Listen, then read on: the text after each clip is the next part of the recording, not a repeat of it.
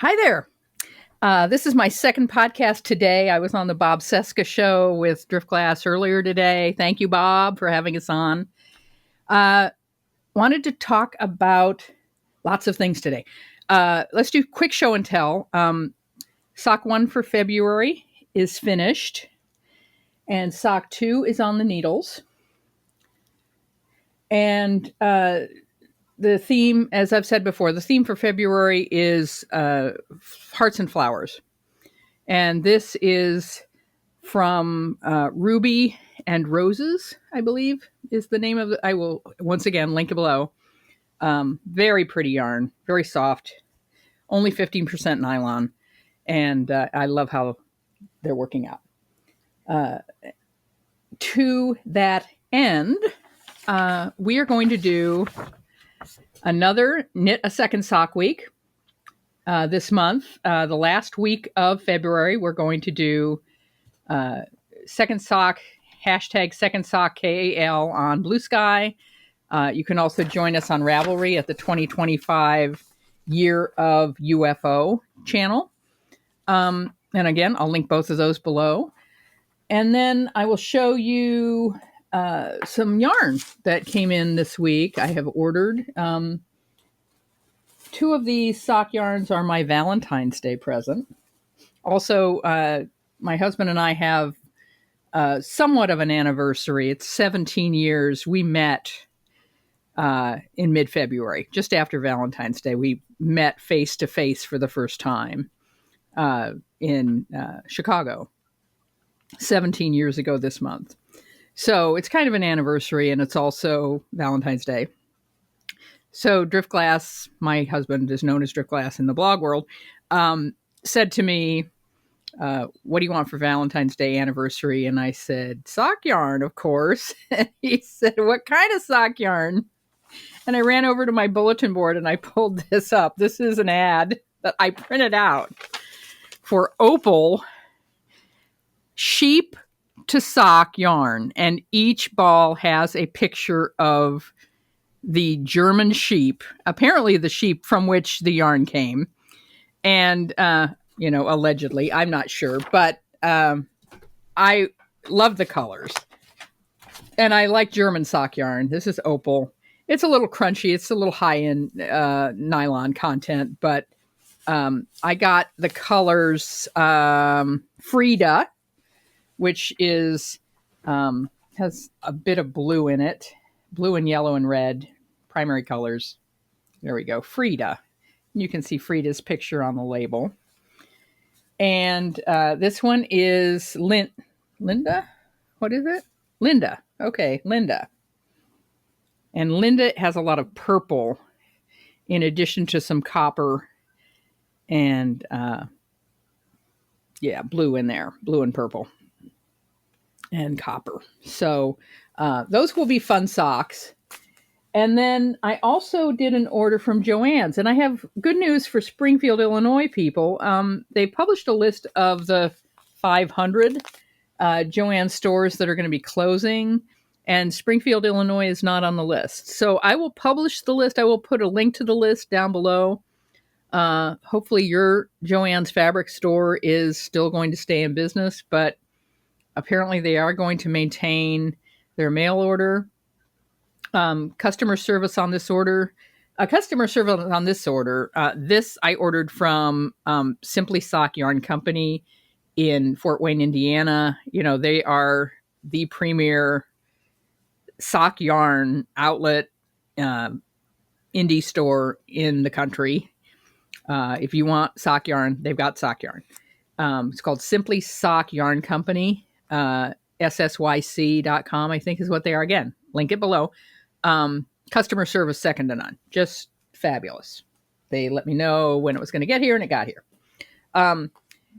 I ordered this KC sock yarn, Sock Star, specifically because the theme for the June sock bash is rainbows for Pride. So I have a few skeins of yarn that would sort of fit the bill, but I really wanted something that was going to do rainbow stripes, and that's what this is. Does this have a colorway, have a name? Let me see. It's called Sock Star, and like Rockstar, Sock Star. But here we go. Yep, it's called Classic Rainbow Stripe. So there you go, and that's what I wanted for Pride, to have something to just knit that screamed rainbow. So I got that. So yes, we're going to do second sock knit along. Again, this is the last week of the month. This was very popular in January.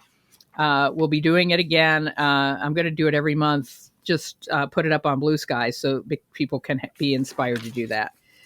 We will also be doing knitting sleeves, because that also is helpful when people are stuck. And there was a woman at my guild meeting on Sunday. We had a Zoom guild meeting, who said, I have 5 sleeves I need to knit. And I'm like, yeah, I get it. Tons of sleeves. I wanted to talk today about a video that my husband asked me to watch. There's this guy on YouTube named Steve Ramsey. His channel is called Woodworking for Mere Mortals. And my husband's gotten into woodworking. We got him a table saw for Christmas this year. And he has built a bench for our back porch. And he actually redid our deck. That's what got him started in woodworking. I understand that is often the case. He built stairs for the porch, and he redid the top of our deck. And he's now really into it and interested in building furniture and all kinds of things. And it's a real creative outlet. So this channel called Woodworking for Mere Mortals by Steve Ramsey has about 2 million channel subscribers, which is more than I'll ever have. And my husband really likes his no-nonsense approach of making things affordable, making things simple, not going way over your skis in terms of expense, and commitment and learning as you go. And it's all about woodworking. And about 2 years ago, Steve Ramsey made a video called 18 Things Every Beginning Woodworker Should Know. And my husband watched this and said, you really need to watch this, because everything he's saying relates, I think, to every creative outlet, but specifically knitting. And so I watched it with him, and I was really surprised and pleased with the extent to which everything he said pertained to knitting as well. So today, the reason I'm a little late, in preparation for the show, I went and transcribed his YouTube and rewrote it for knitting. And this is an absolute tribute to Steve, that everything he said could be retranslated for the knitter. But these are his ideas. This is his script that I took apart and put back together using what I know about knitting. And so you might be interested. I will link his video below. And as I say, you might be interested in going and watching that. Or if you have a housemate or partner that is into woodworking, having them watch Steve talk about woodworking. All right. So here is Steve's script, but written by me for knitting. Knitting is primarily knits and purls, making variations on either tubes or rectangles, with some areas increased or decreased. Stockinette and garter stitch are the quickest and easiest ways to create fabric without fancy techniques. Other stitches are fun to try, but not necessary to make a beautiful garment. And you can see how that fits into woodworking. That's Olive. He's not a good boy. You get into knitting because it connects you to your creativity. And you can say, I knit it myself. You don't knit sweaters to save money. And everybody knows that. Even for the simplest projects, you can actually save hours and also heartache by swatching your yarn. A swatch tells you so much about your yarn, and you can wash your swatch and see how it reacts to whatever cleaning method you want to use. Now, I'm going to do an aside here because a woman I know got some yarn that was donated at church, and she thought she might make a blanket out of it. But she knew the recipient of the blanket was going to want a washable garment or washable blanket. And she showed me the yarn and she said, "Do you think this will be washable?" And I said, "I have no idea." I really can't tell you. I'm sure the ball band is lying. You really have to wash it to know. So knit a square and do a little 3-inch, 4-inch square. Knit it the way you're going to make the blanket, same needles, and wash the square and see what happens. And she did that, and it was a mess. It shedded everywhere. It felted. But mostly it was just the shedding, like the fuzz on it. It was soft, but the fuzz on it just went everywhere. And the color washed out also. So it was just it was a fragile yarn that was nowhere the right blanket, the right yarn for a blanket. So she learned that, and her only commitment was she'd knit a little square. Now, a lot of people, getting back to Steve's script and my script, a lot of people absolutely love needles and notions. They collect them and even call them their precious tools. These days, you'll see a lot of makers flexing on social media, people unboxing and showing off their latest expensive needle sets, fancy knitting bags, etc. And it can be intimidating and deflating for someone who's just starting out and doesn't want to spend a lot of money on needles. And there's nothing wrong with collecting tools if that's what you love to do. But if your goal is to make things, don't spend so much time obsessing over them, says Steve. Anyone, and I mean anyone, can create amazing things with a very modest set of tools. Only buy the tools you need and know that you're going to be using on a regular basis, and try not to fall in love with brands. Now that's straight out of Steve's video, and it's also straight out of my heart. People love to identify with yarn tribes.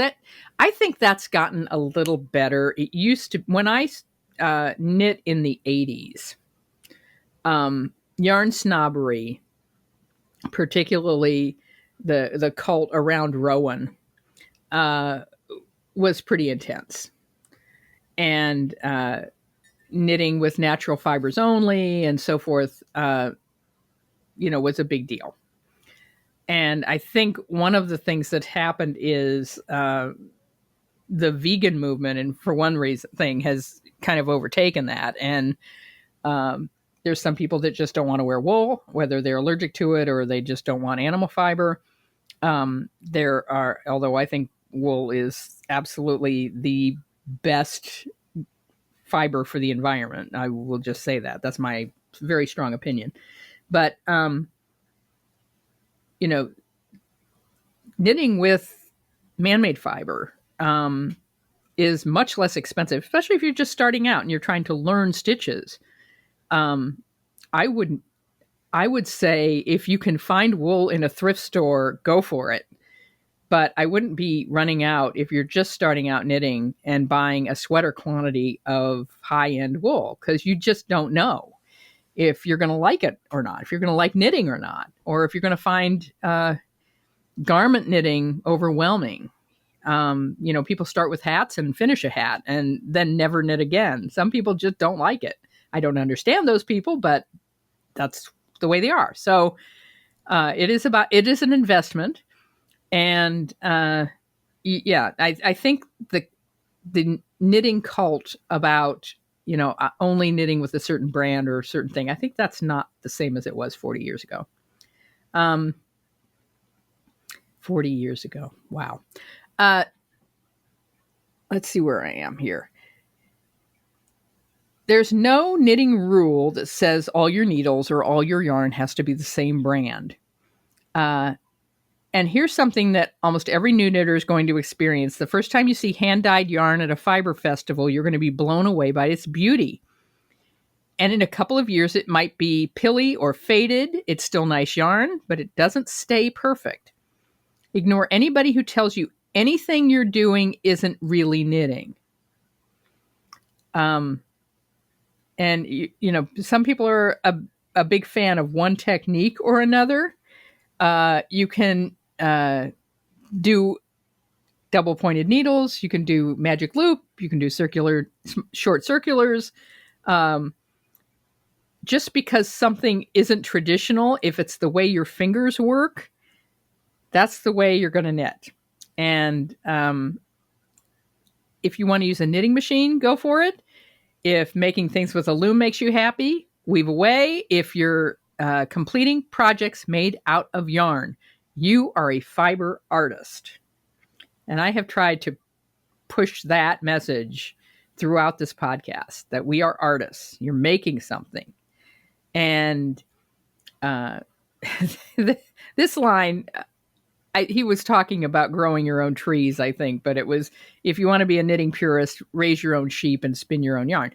And there are people out there who absolutely do that. And I remember, gosh, this was in the 90s, a woman in a guild that I belonged to in Alabama, and she would wear, one day she was wearing this beautiful vest. It had texture, it had cables, it was just lovely. And I admired it. And she went, commercial yarn. Oh, you didn't spin it yourself. Okay. So that's a put down. That's a reason to put yourself down or discount that you made this beautiful textured cabled vest that was perfect in every way. Commercial yarn. So, and then someone else in that same guild had knit a doll, an actual little girl Victorian doll, and sewn the clothing for it.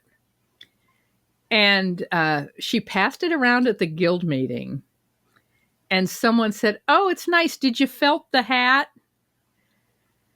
And my eyes just went like, "Did you felt the hat? Like, are you for real? That if she didn't felt the hat, somehow it wasn't 100% hand." I mean, that was the impression. Was I expect the expectation in this guild is that you made absolutely everything, from stuffing the doll to the hat on top. And of course, the answer was yes. I felt the hat. So I felted the hat. So some people go overboard. I'm just going to say it. Some people really go overboard, and that's fine. It's lovely to have those kind of Vincent van Gogh of knitters out there. But knitting a couple of squares and sewing them together for a vest, and you made it, is a miracle and is art. And you should be proud of that. And so if you want to knit, if you want to knit and hand knit, it is okay to go simple.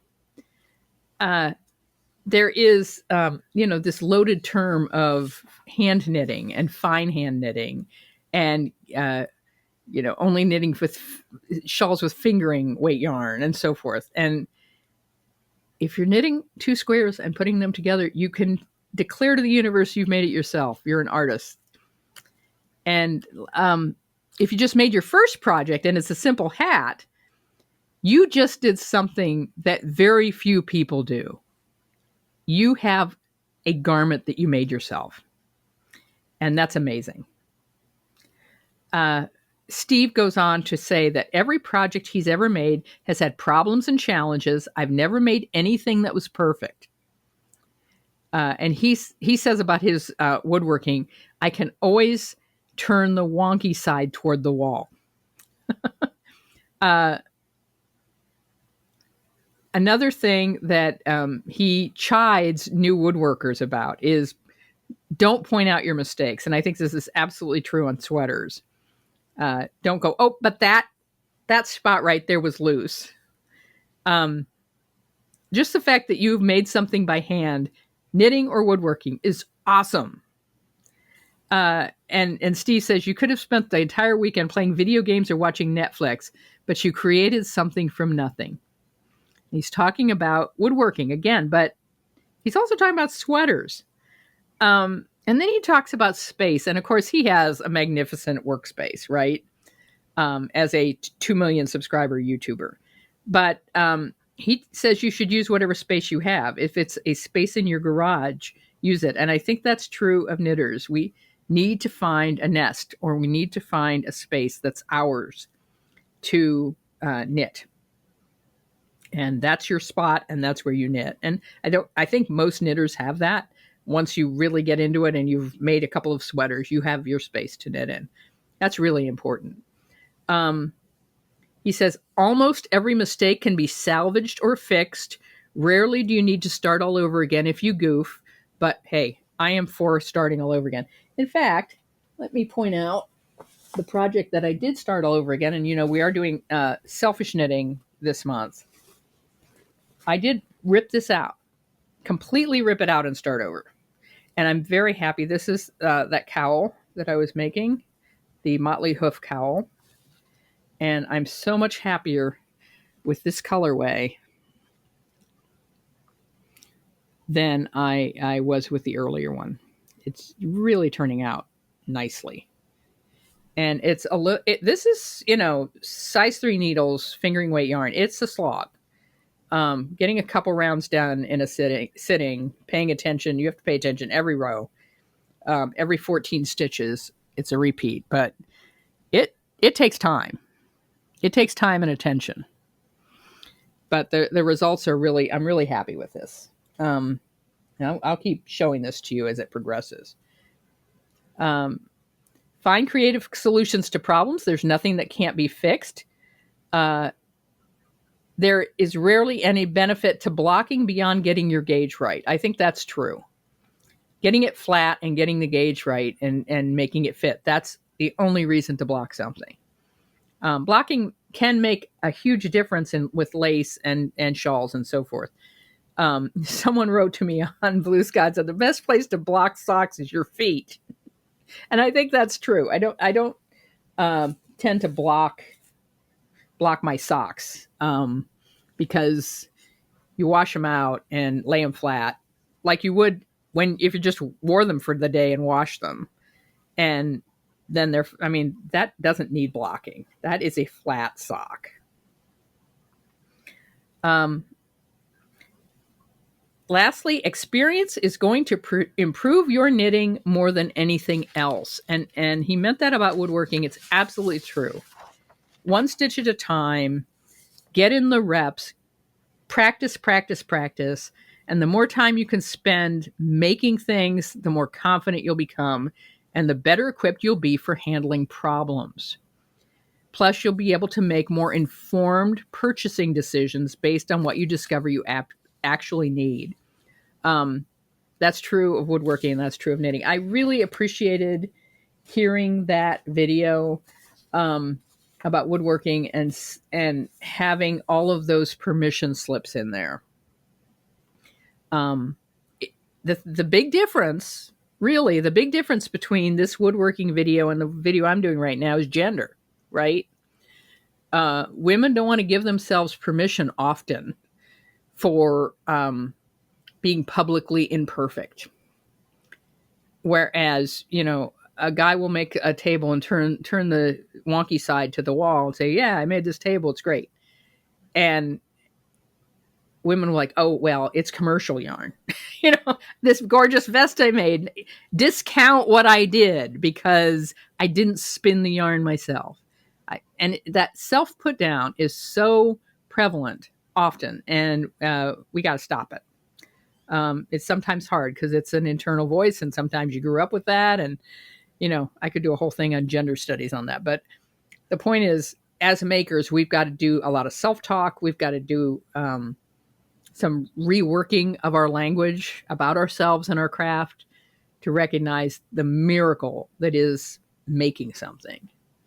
I'm going to show you one more thing that really got me waylaid this week. Youngest child is going to turn 21 later this month. And youngest child wanted, dropped a hint to me, and I don't think expects to get this for their birthday, but youngest child showed me a picture of, and this is a 21-year-old, mind you, um, a scarf that is based on the Very Hungry Caterpillar. 20 stitches, half double crochet. And it will have 21 stripes for 21 years. And then the head, if you've seen the Very Hungry Caterpillar book, the children's book, the head is red with green and yellow eyes and purple antenna. And I'm going to put a little black button nose on it to match the book. So this is what I've really been working on this week, is this 20 stitch acrylic, you know, from the standpoint of elegant knitting, it's crochet. It's crochet. It's acrylic. It's not Hobby Lobby. It's not Hobby Lobby. It's just Wintuck. It's whatever I could find. Trash heap yarn. It's just it's stuff you use for charity knitting, and but I found enough greens and a blue, and keep going. And this, I started this on Sunday, so I had Super Bowl. I mean, Super Bowl was so boring, so I had this to work on. But man, this set aside my knitting for a couple days, and it'll be done this week. But yeah, I mean, compare this, right, to size 4 needles, color work, leftover Shetland wool. This green is Shetland, fingering weight Shetland, and man, this takes so much more attention, and is more reflective of my skill level, right? This is fancy. This not fancy. But this is what, and I have learned this. Man, have I learned this from my kids. This is what they want. They want this. They don't want a high-end hand-knit wool sweater that took me 3 months. They want Very Hungry Caterpillar scarf, frog hats, crocheted frog hats with big eyes on the top that they can put on Instagram. That's what this is going to be. This is going to go and be on social media, right after the birthday, because that's what matters. So I have learned that lesson as far as making things for my kids, that I know now what they value. Bright colors, cheap yarn, and novelty is what they value. All right. So don't forget, February 21st, we're going to start Knit a Second Sock Week. This is on Blue Sky. Blue Sky is for knitters. Also, keep up with your selfish knitting. And I'll get once I'm done with the Very Hungry Caterpillar, I'll be working on the cowl. And I hope you guys have a really good week. Take care. Bye-bye.